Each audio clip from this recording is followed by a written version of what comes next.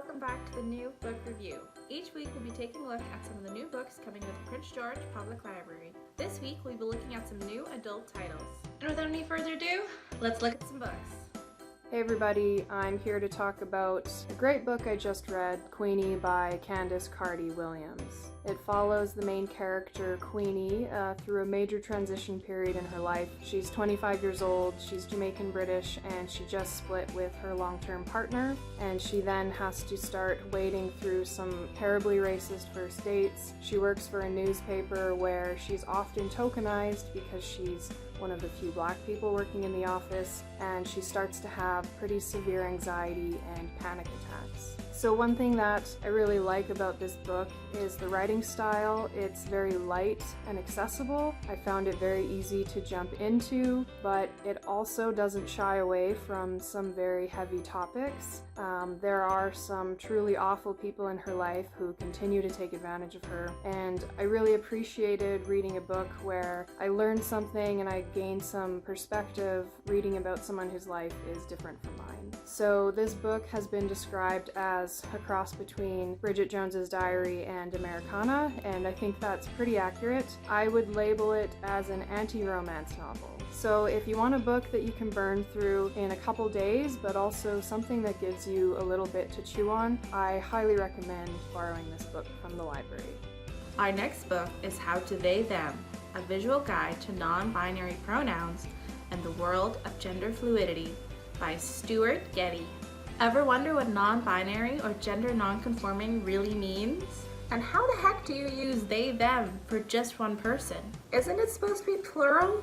This charming and disarming guide approaches all these subjects with a fun and approachable visual style. No soapboxes or divisive comment section wars here. Sometimes funny, sometimes serious, always human. This 101 primer is about more than just bathrooms and pronouns. It's about gender expression and the freedom to choose how to identify. Well, they might only be for some. That freedom is for everyone. This is a light-hearted and very informative guide to gender pronouns, gender identity, and really anything that you're just too afraid to ask. It's illustrated in black and white with arrows, sketches, and lots of fun humor.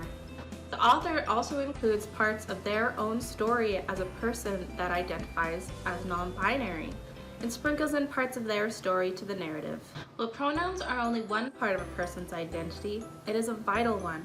Pronouns can almost be used like a second name. When in doubt, ask politely, don't assume, and make an effort. Grammar and language is always evolving, and this small change, using they, them as a singular instead of a plural, can help so many people feel seen and understood. Up next we have Kim Ji-young. Kim Ji-young is the most common name for South Korean women born in the 1980s. Kim Ji-young is a representative of her generation. At home, she's an unfavored sister to a princeling brother.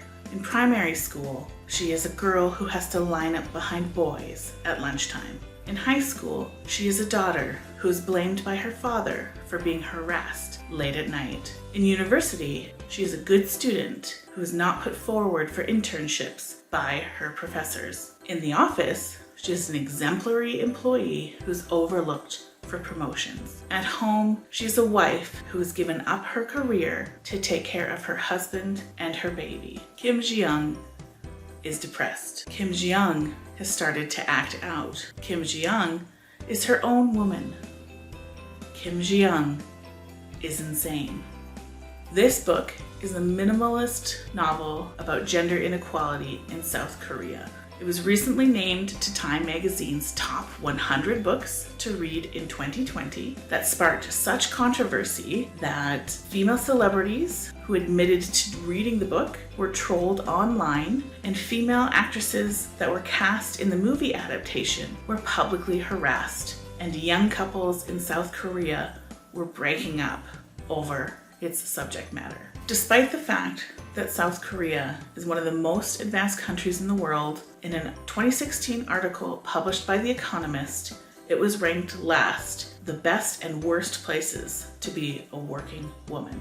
This book is a fascinating and fast read And when the author chooses to make a statement about gender inequality, she always has data in her footnotes to back up the information. This not only boosts the clinical narrative style of the book, but it also reinforces the fact that women are accustomed to not being believed. Although it is a fascinating snapshot into one country, women around the world, no matter where you were born or when you were born, will find many experiences familiar. And it begs the question, is Kim Ji-young really sick, or is it her country that has made her so?